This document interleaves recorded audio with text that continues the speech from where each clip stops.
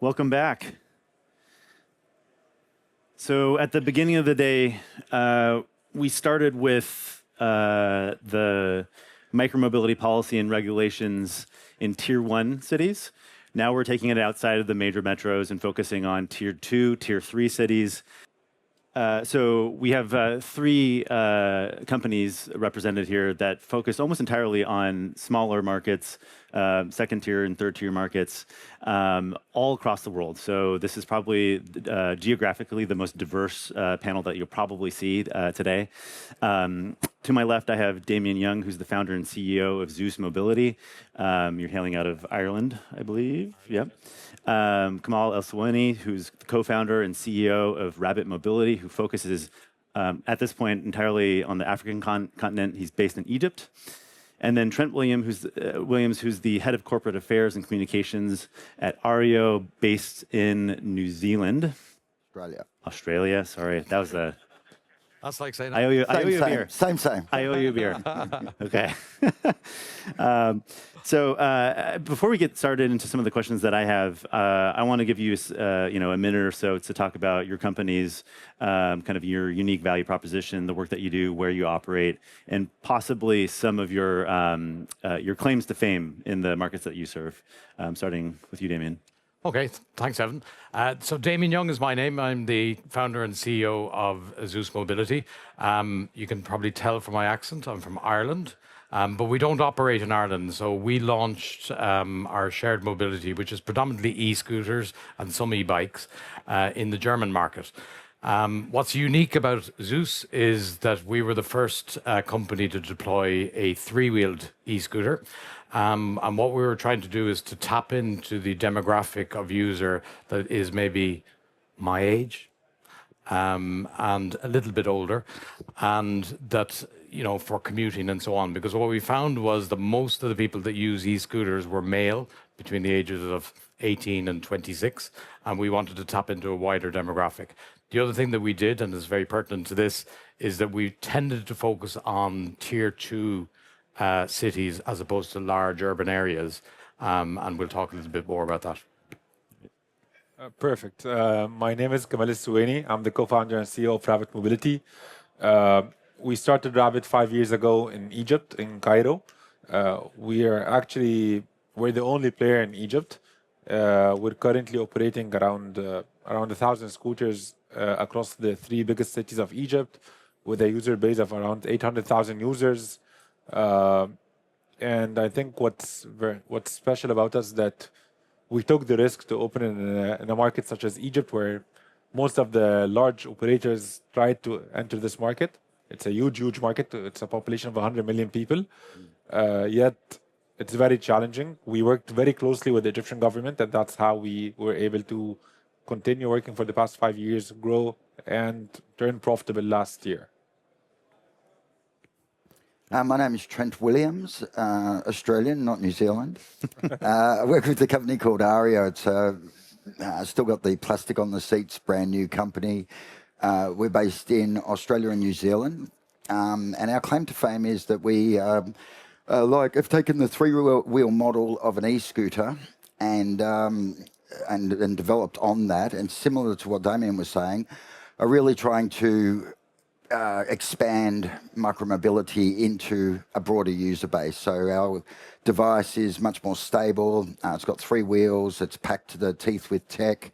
And one of the things that we are doing is we can remotely move it. So if our e-scooter is blocking or causing a hazard, with the benefit of cameras and the three wheels, we can remotely control the device and move it up to 50 meters or whatever to move it out of the way, which is a real game changer and something that governments across Australia and New Zealand, and with whom I've spoken recently, I'm very excited about.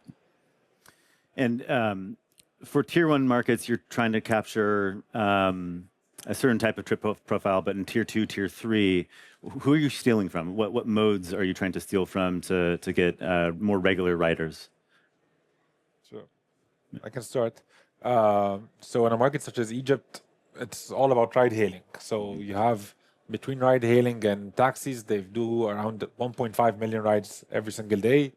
And 50% of these rides are below 3 kilometers in distance, which could easily be done by an e-scooter, e-bike, or e-Vespa. So I think that's where we're stealing these rides. Yeah. Is it different in the markets that you serve? Sorry. So yeah, in Germany, because we serve the kind of the tier 2 markets, what we found was a couple of things. One is that the core kind of public transport system is less integrated. It's not as good as some of the large urban areas. The second thing is a lot of the ride-hailing, ride-sharing companies like FreeNow and so on, they don't operate in these locations. So therefore, for last mile transport, for kind of casual leisure, for commuting, there's less options for customers, right? And this is why, so we don't see ourselves as stealing from anyone.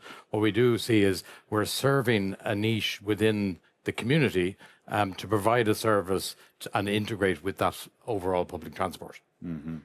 And I think during our prep call, we talked about how difficult it is to run a business in some of these markets. Lower margins, for sure. Can you paint a picture to the audience what it's like operating in some of these markets, some of the challenges that you experience, but also some of the benefits that you're seeing that might not be accrued in places like tier 1 markets? Yeah, I suppose with the tier 2 markets that we serve, it is more kind of community based. So we tend to know the city very well. The people that work in the city and work alongside us to help us design the system are very kind of close colleagues. So we do work with them very closely. We do see, underserved areas which we can support and we can boost. We do run various charity things that allow us to give back to the community. So we kind of, fit in with the markets that we serve in a very different way.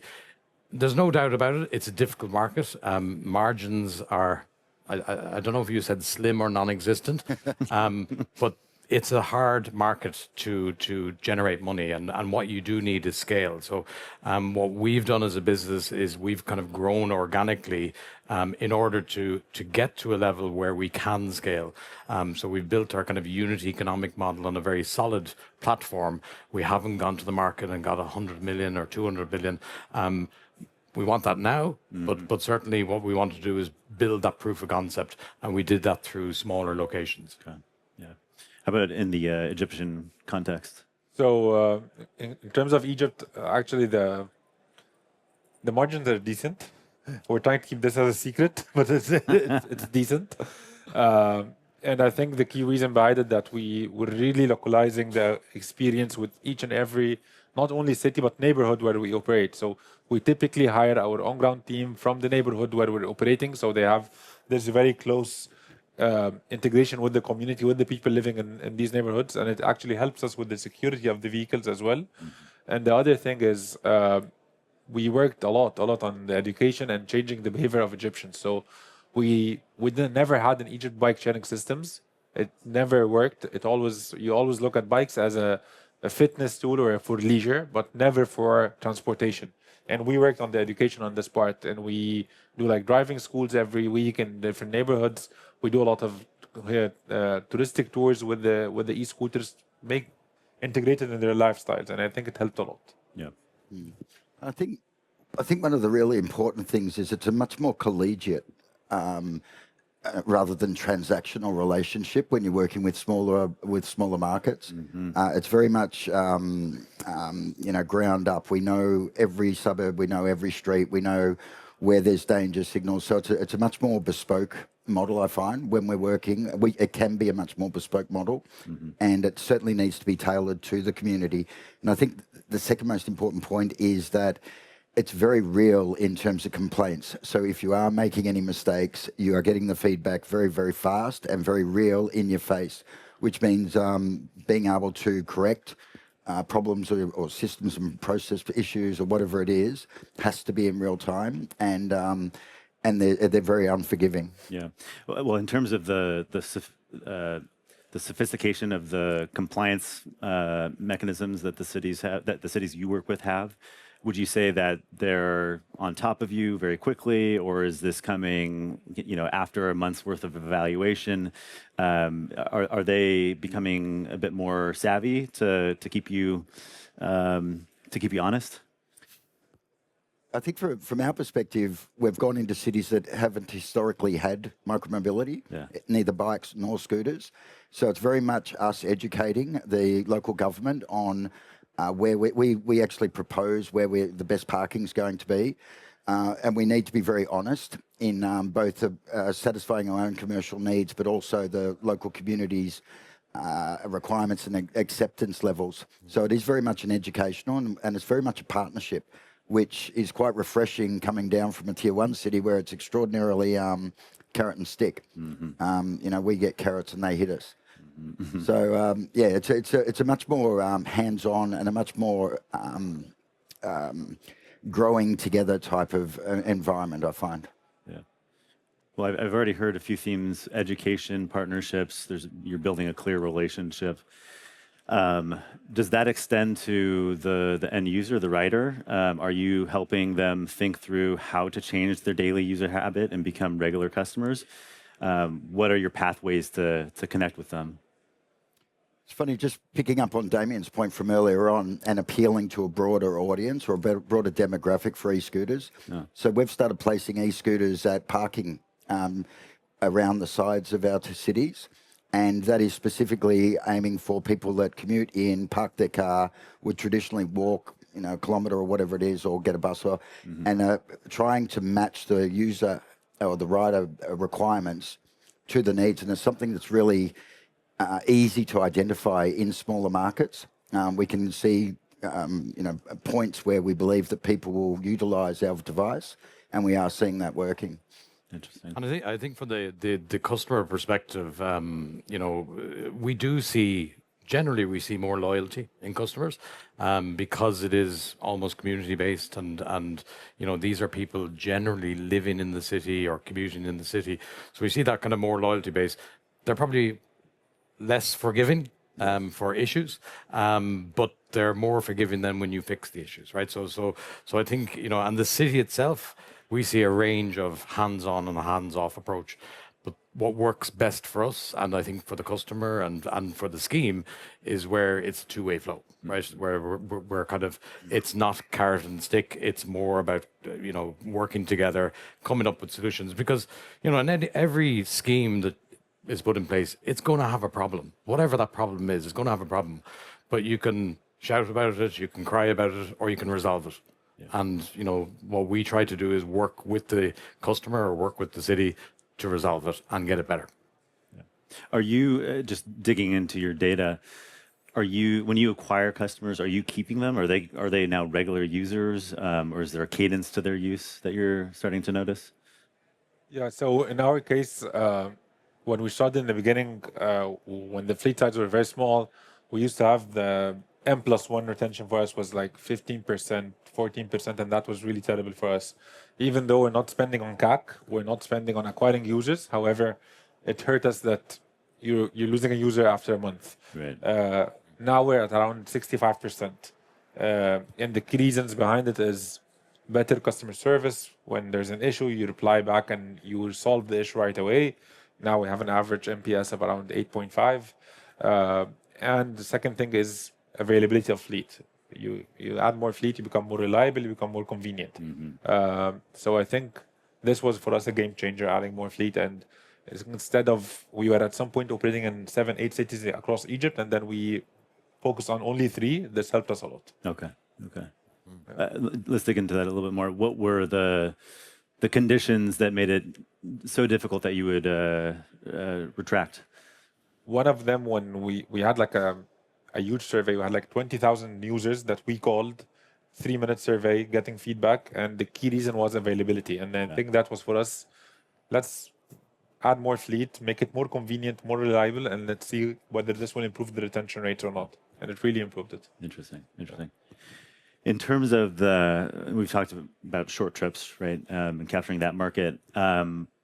Part of making micromobility essential, as we've heard on some of the other panels that we've listened to, is to capture the demand for other longer trips, which usually means some sort of connection to public transport.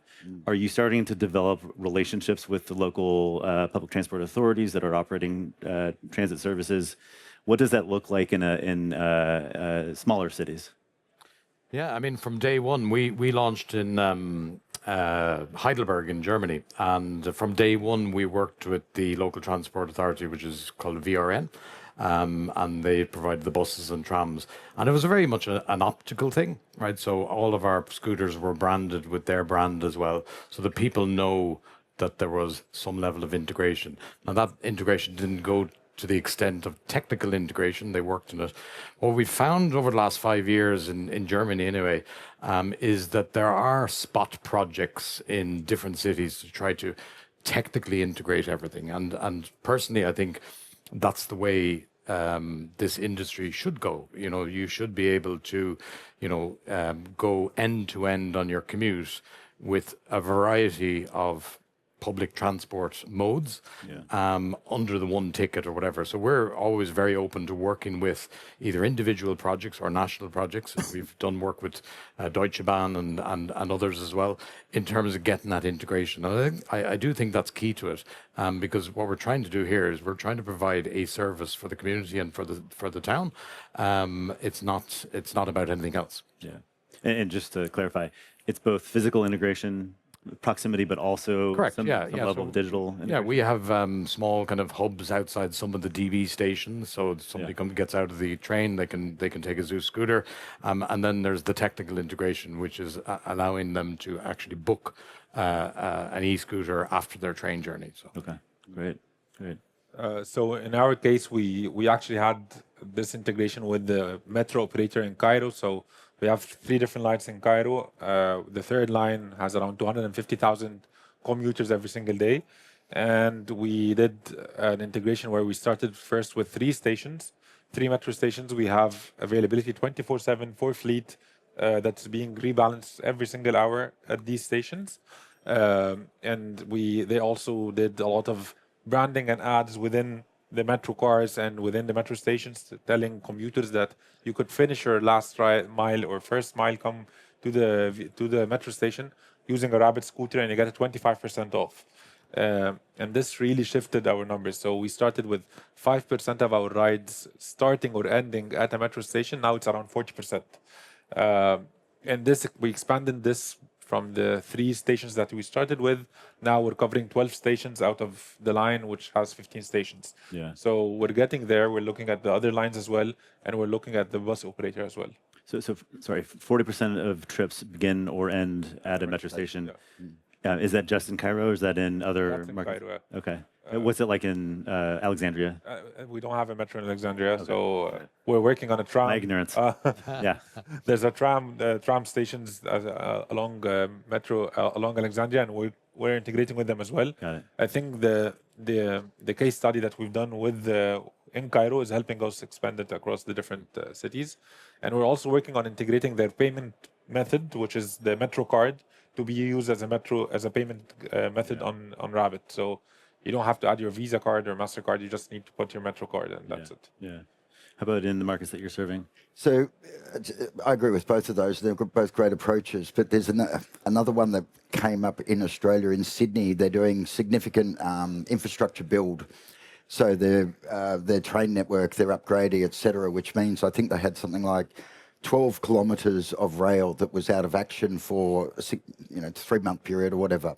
The government actually approached us, not just Ario, but operators, to say, how can you help? So we were actually, which I thought was a fabulous movement by government, that us not begging them coming to us and saying, how can you actually supplement our public transport? And I think that's been one of the real challenges, is getting government to take us seriously as a we say first mile, last mile all the time, but it's very one-sided from our perspective. And with government now approaching us and seeing the benefits, hopefully they'll drop their fees and start integrating us in. But the second point with working with government I've found is reliability. It changes our business model. We have to have scooters at a point of demarcation, whether it's train station, bus station or whatever, which means our rebalancing now has to focus, people aren't going to plan an e-scooter into their journey if the e-scooter isn't guaranteed to be there. So it's evolving as a model. Yeah. I'm sure all of you heard some of the key policy issues that some of the tier 1 cities are struggling with. of course, parking organization, tidiness, safety. Fees are an issue everywhere. But what are the key policy or regulatory issues that you're seeing in some of these markets that you would like some reconsideration? That's impacting the bottom line, essentially. Well, I certainly think, and again, it varies from location to location in Germany, but they do have introduced a lot of fees for the operators, which in some ways, the operators are actually providing a service where there are gaps in the market, and in some ways we see it as a kind of a penalty to our business with very tight margins as it is. So that policy, and it does range dramatically, right? From very small fees, which are reasonable, to very high fees, which are effectively unreasonable and, would be a reason to actually exit from the market, which has the opposite effect. Other things like the parking models, I'm a big fan of the right parking model in cities because, I'm very anti e-scooter clutter and so on. But, in certain cities, they introduced the parking model, which is not practical for the customer, right? So you've got a parking bay, and then the next one is 2.5 kilometers away. I might as well walk home. Right, so I suppose they need to, cities probably need to work with the industry to get what is the best practice and what is the right level of fees and what is the right way to approach it, as opposed to the unilateral and different ways that they approach it. Yeah. Well, you had mentioned, cities are starting to help you scale, right? What are some of the conditions that they're putting into their, or incentives that they're putting into the regulations and rules that's helping you along the scaling journey? To me again? Or anyone. Anyone, sorry. Yeah. I didn't. It's very hard to see with the lights. What are they doing to help us? Not a lot. Maybe that's why I didn't answer. Exactly. Okay. I think one of the real challenges we have as a sector is proving our value and the value being accepted by government. We all fight over fees, and we're on the one hand, government's saying like it's a real value add and you're helping move people and all this, and we're paying for it. So we're paying to provide a service that government appreciates. So ultimately, government appreciate, and it's particularly in smaller markets where local government are always short of money. They haven't got enough so we're a profit centre for them. And I think that's one of the really big challenges that certainly we face in Australia and New Zealand is we can sell whatever safety tech, we can sell, parking solutions, we can do anything, and it will not change the fee structure. And that's a real, and especially in smaller markets where you're already fighting for margin, there is no, or at least we don't see a lot of give on the side of government. I don't know what your experiences are like, but Yeah, similar, yeah. Yeah, so in our case, there was zero regulations when we started in Egypt, and we just finalized the first licensing framework 3 months ago with the city of Alexandria. We won the tender for 5 years. We won the tender. One thing is because we're the ones who drafted the entire process. Second thing is there's no one else in the market, so it's a good thing. But definitely, we're seeing a lot of benefit with partnering up with the city. So one of the things is we've been trying to approach development agencies, the likes of World Bank, EBRD, IFC, to get some funding and financing to our fleet. It's one thing when we're the ones who are approaching these agencies, and it's another thing when it's the city saying that we're seeing results, we're seeing carbon emissions are being reduced, we're seeing that population of the city wants us to invest more in these type of vehicles and this type of service, and hence it's a different conversation with these agencies. So we're seeing a lot of potential financing coming through the cities because of this partnership. So I believe there's a benefit there. Yeah, yeah. Is there one or two cities that you're, when you go to policymakers or the program managers in these small cities and saying, this is the regulatory framework that you should be adopting, they're doing it right, this is the best practice. Who are you asking cities to copy? Well, in specific cities, I mean, we tend not to try to pit one city against another, but we would, I suppose, show cities where we find the mobility schemes are working very well, right? And what makes them good, whether it's a parking or a pseudo kind of a blended parking model, or whether it's how we serve it. You know, it varies from city to city, but I think, you know, we can bring kind of best practice, and it may not be a single city. It could be, look, there's you know, we have a great practice here in Bamberg, we have a great one here in Regensburg, we have a great one here in Würzburg. Put those three together, you've got a great model, right? And that's what we kind of try to do. So you know, when we start in a location, you know, we generally sit down with the council and with the local authority to map out the city, to geofence the city, to work out the parking zones, to work out the rules and so on. And all of that is based on learning, right? And we try to bring best practices each time. Doesn't always work, but yeah, we try. Yeah, definitely. It's not just one city. Just look at the different models. Because I think a localized model for each and every city makes perfect sense. So for us, the ones that we always look at when we're looking at coming up with the model is definitely South Korea. They have a lot of flexibility, yet there's clear regulations. Turkey as well, especially Istanbul, and then Oslo is the top city of all. Yeah. So you've mentioned a few times you are filling a gap that is not being served by government mobility services or government-run mobility services. Do you consider yourself public mobility? And are you treated that way? I certainly think, you know, that the service we're providing is part of public mobility or public transport or whatever you want to call it. And as I said from the outset, you know, what we're trying to do is to integrate, to give movement. I mean, I was in a location quite recently whereby I had reason to go to one of the more kind of outer suburbs, and there was an awful lot of people living here. And yet this wasn't on our geofence map at all. It was slightly outside. So and I noticed that there was stacks of people at the bus stop, and that bus was not going to come for another 45 minutes, and the next one after that was 2 hours. So very quickly I said, well, look, there's a gap here. People want to get from this location to the main station. So it's those kind of things that we try to do on the ground to see how do we make this better. So it is a public service, and, you know, while we're private enterprise, it's a public service, and in some ways it needs to be seen by cities and towns that we are trying to provide a public service within that, and we should be working with the city in order to get that absolutely right. Well, when you're integrated into Deutsche Bahn's app, that's a pretty good indicator. Well, we're moving to Cairo now, I think. I don't know if you...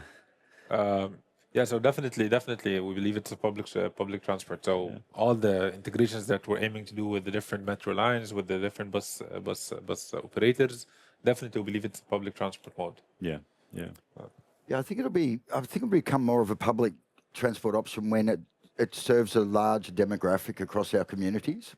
We all know that, you know, the average rider is 20 to 30-year-old male or whatever it is. I think that's going to be the next step for our sector, is to develop a product and a service and even personal branding relationships where all members of our community are looking at e-mobility as a viable transport option. I think that's when we will become an invaluable part of the public transport network, and where we will lift to a level where we'll be seen to be adding value, where we'll be able to negotiate fees better, where we will become an important part of moving people around cities.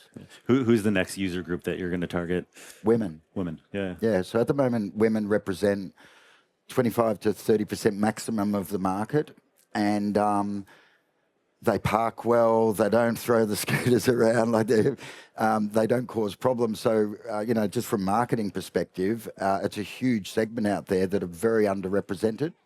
And also older people, as Damian was saying, myself, himself, yourself, you know, we want people using our devices to make the commute, or to go from meeting to meeting, or to, you know, go out for dinner, to see it as a viable transport option. Yeah. Also seems like that's a good partnership opportunity with local governments. For sure. It's certainly an objective they probably have as well. We only have a few minutes left. I do want to put Kamal on the spot. So it does seem like you're doing a lot well, right? You're doing some good work. You're capturing large and small markets. 5-year contract for a city's first regulatory framework. Bravo. That's incredible. So this is a twofold question. What can cities learn from the work that you're doing in the markets that you serve? And what can your peers learn from the work that you're doing in Egypt? So definitely, I think both of them, they're doing a lot of amazing stuff. And we're actually still super early when it comes to fleet size and everything. But I think selecting cities where not everyone is fighting for helps a lot. When you're in a city with very little competition to no competition, you have some breathing room to build, to make some mistakes and reiterate, which is not the case when you go and fight for, I'd say, Paris or even Dubai in the Middle East, where all the operators are fighting in Dubai. However, they're only operating 6 months a year because the weather is terrible for the other 6 months. So it doesn't make sense. And the other thing that really helped us that we were very aware of how we should build our unit economics and make sure that financially, even with a very small fleet, we're producing profits, we're producing a positive bottom line, which makes us, we can build with a good financial foundation rather than just grow at all costs and then we solve the profitability problem. So I think working on the profitability side really helped us a lot. The other thing is that we didn't get attracted to the cities where everyone went to. So in the Middle East, everyone was fighting for Dubai and Riyadh because that's where the money is. However, we believe that Egypt is a great market. Egypt has a lot of problems. There's very clear pain points. There is very high population densities, very high traffic congestions, and not exposed to severe weather. So it makes sense when you work in these cities. And we're looking at other North African markets, so we're looking at Morocco, Tunisia, Algeria, which have very similar dynamics and challenges as Egypt. So I think working on these two really helped us a lot. Great. Yeah. Well, I think we have a few more minutes. If anyone has any questions for the panel, we could probably take one or two. Any questions? We can talk amongst ourselves as well. Well, maybe some parting thoughts. Yeah, I think this, in terms of the markets that we serve collectively, it's still a growing part of the market. When you look at places like Germany, even Ireland, where I'm from, we don't have any scooters operating in Ireland on shared mobility.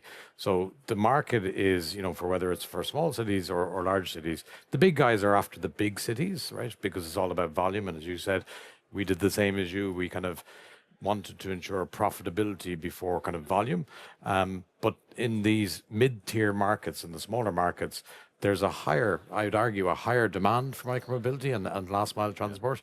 And it's still very much untapped in terms of underserved. So I think there's a great future, I think, in micromobility overall, but particularly for the smaller locations. Yeah.